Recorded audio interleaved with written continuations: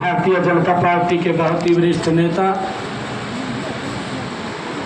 परमादरणीय चौधरी कुलदीप बिश्नोई जी, हरियाणा विधानसभा के हमारे उपाध्यक्ष रणवीर गंगवा जी, हरियाणा सरकार में कैबिनेट मंत्री डॉक्टर कमल गुप्ता जी, हमारे बहुत ही लोकप्रिय विधायक भव्य बिश्नोई जी, प्रदेश भारतीय जनता पार्टी के महामंत्री सुरेंद्र पूनिया जी, जिला की माननीय अध्यक्षा आशा खेदर जी, जिला के प्रभारी अमरपाल राणा जी, नरेश जांगड़ा जी, ओपी मालिया जी, सतवीर वर्मा जी, अजय घुंगनवाल जी, और आज का जो कार्यक्रम का आयोजन किया है, इतना जबरदस्त भव्य जो कार्यक्रम आज यहाँ इतनी बड़ी सरदारी बैठी है, मैं इसके लिए रणधीर पनिहार जी का दिल से बहुत बहुत धन्यवाद करता हूँ। एक चाय के कार्यक्रम में इतना भव्य कार्यक्रम का आयोजन, और कल ही डेट दी हो, कल शाम को कार्यक्रम फाइनल हुए हों और इतना भव्य कार्यक्रम का आयोजन किया है, इसके लिए रणधीर पनिहार जी का जोरदार तालियां बजा करके इनका धन्यवाद मैं करता हूं। आज मैं चौधरी भजनलाल जी को भी स्मृत करता हूं, उनको याद करता हूं। वो ऐसा व्यक्तित्व जिन्होंने प्रदेश को एक नई दिशा देने का काम किया है।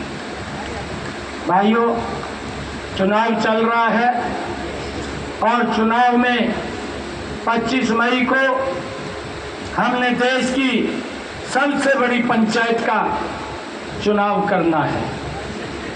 भाइयों, ये चुनाव कोई गांव का चुनाव नहीं है, ये चुनाव कोई वार्ड का भी चुनाव नहीं है, ये चुनाव भारत की दिशा और दशा तय करने वाला चुनाव है कि भारत किस दिशा के अंदर चलेगा, किस दिशा में जाएगा। अभी चौधरी कुलदीप बिश्नोई जी बोल रहे थे, कांग्रेस को कैसे वोट दें, कैसे वोट दें। ये आजकल झूठ का सहारा लेकर के वोट लेने का काम करते हैं। भाइयों, ये झूठ बोल करके देश के लोगों को बरगला करके वोट लेने का काम करते हैं। इनके किसी व्यक्ति ने राहुल साहब को लिख करके दे दिया और उसने मंच पर खड़ा होकर के बोल दिया, कहने लगा, कहा वोट दो, एक झटके के अंदर गरीबी को समाप्त कर दें। कौन सा अलादीन का चिराग ले रहा भाई ये, तो जिससे एक झटके में गरीबी को समाप्त कर देगा। गरीबी के प्रति मजबूत लड़ाई अगर 10 वर्षों में किसी ने लड़ी है तो ये भारत माँ का लाल नरेंद्र मोदी है, जिसने गरीब के चेहरे के ऊपर मुस्कान लाने का काम किया है। भाइयों, ये बोलते हैं कि वोट दें, अरे कैसे वोट दें। आपकी सरकार के अंदर हम देखते थे, हमारा वो नौजवान भाई, हमारा बेटा भाई जो बॉर्डर के ऊपर हमारी रक्षा के लिए खड़ा रहता था, अरे उसके ऊपर पत्थरबाजी होती थी। कैसे वोट आपको दें। ये नरेंद्र मोदी जी के इन 10 वर्षों के अंदर ये मजबूत भारत मिला है, ये सुरक्षित भारत मिला है। अरे नरेंद्र मोदी जी जब सेना के जवानों के बीच में जाते हैं और जाकर के बोलते हैं कि अगर एक गोली आती है 100 गोली चला दीजिए, कोई पूछने वाला नहीं है। और भाइयों, देखते देखते इन 10 वर्षों में वो पत्थरबाजी भी बंद हो गई, पत्थरबाज भी दिखाई नहीं देते इन 10 वर्षों में कि पत्थरबाज कहाँ है। भाइयों, मजबूत भारत, ये सुरक्षित भारत, ये देश की दिशा तय करने वाला ये चुनाव है। और मैं आप लोगों से कहना चाहूँगा कि इस देश की मजबूती में हमें खड़े होकर के एक एक वोट नरेंद्र मोदी जी को दीजिए। और मैं आप लोगों को विश्वास दिलाता हूँ, आने वाले समय के अंदर जिस गति से भारत बढ़ रहा है, ये दुनिया का ये नंबर 1 का भारत बनेगा, ये सुरक्षित मजबूत भारत बनेगा। भाइयों, उस दिशा के अंदर नरेंद्र मोदी जी काम कर रहे हैं। आज गरीबी के प्रति मजबूत लड़ाई ये नरेंद्र मोदी जी के नेतृत्व में लड़ी जा रही है। अरे आयुष्मान कार्ड गरीब व्यक्ति को 5 लाख का अधिकार दिया है। इनके समय के अंदर तो इलाज नहीं करा पाते थे, आज गरीब व्यक्ति को चिंता नहीं है, इलाज कराने के लिए किसी की तरफ देखने की जरूरत नहीं है। ये सम्मान गरीब व्यक्ति को नरेंद्र मोदी जी ने दिया है। और भाइयों, ये बोलते हैं एक झटके में गरीबी को समाप्त कर देंगे, परंतु इन्होंने अपने परिवार की तरफ नहीं देखा। इनकी दादी ने कहा था 1970 के दशक में गरीबी हटाएंगे, परंतु गरीबी नहीं हटी। 35 वर्ष इस नारे को लेकर के चलते रहे, लोग वोट देते रहे, परंतु देश के गरीबों का शोषण होता रहा। 35 वर्ष के बाद जब देखा कि ये नारा नहीं चलेगा, तो इनके पिताजी ने, राहुल गांधी के पिताजी ने दिल्ली में बैठ करके बोला, मैं तो 1 रुपया भेजता हूँ, हिसार में 15 पैसा पहुँचता है, ये 85 पैसे कहाँ जाते थे। भाइयों, इसका मालूम नहीं पड़ा और आज भी लोग देखते हैं और ये बोलता है कि एक झटके के अंदर गरीबी को समाप्त कर देंगे। अरे गरीबी के प्रति तो मजबूत लड़ाई ये नरेंद्र मोदी जी ने लड़ी है। इन 4 वर्षों के अंदर भाइयों, 10 वर्षों के अंदर नरेंद्र मोदी जी ने 4 करोड़ भाइयों और बहनों को मकान बना करके चाबियां सौंपने का काम इन 10 वर्षों के अंदर किया है। आगे भी उसके ऊपर भाइयों उनका विजन है, आने वाले समय के अंदर कोई भी सर बिना छत के न रहे, उसको मकान देना हमारी सरकार की जिम्मेवारी है।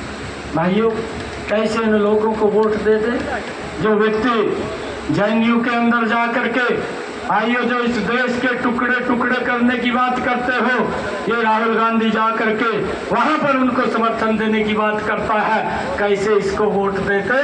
भाइयों, जो सीए सिटीजनशिप अमेंडमेंट बिल जब लोकसभा के अंदर आता है, जो हमारे पाकिस्तान के अंदर, अफगानिस्तान के अंदर, बांग्लादेश के अंदर जिनको धर्म के आधार पर प्रताड़ित किया गया, ऐसे लोग जो वहां पर अपना धर्म को नहीं बदला और उन्होंने वहां से निकल करके भारत आने की सोच ली, और जो भारत के अंदर आ गए, ऐसे लोगों को सम्मान देने के लिए ये कानून बनाया। और ये कांग्रेस का युवराज 6 महीने तक शाहीन बाग के अंदर रास्ता रोक करके बैठा रहा, इसको उनकी चिंता नहीं है। कैसे भाइयों इनको वोट दे दे, कैसे वोट दे दे। इनकी सरकार केरल के अंदर है, अभी आप लोगों ने देखा है भाइयों, उनके सचिवालय के सामने वहां गौ माता को किस प्रकार से काटा गया है। ये कैसे वोट के हकदार हैं भाइयों, इस बात को हमने सोचना है। और ये वोट आपकी इस देश की दिशा को तय करने वाली है। भाइयों, आज हम 10 वर्षों के अंदर देखते हैं भाइयों, हमने 60 वर्षों का शासन भी देखा है। पहले दुनिया बोलती थी, भारत सुनता था, आज इन 10 वर्षों के अंदर भारत बोलता है, दुनिया सुनती है। भाइयों, ये बदलाव इस देश के अंदर आया है।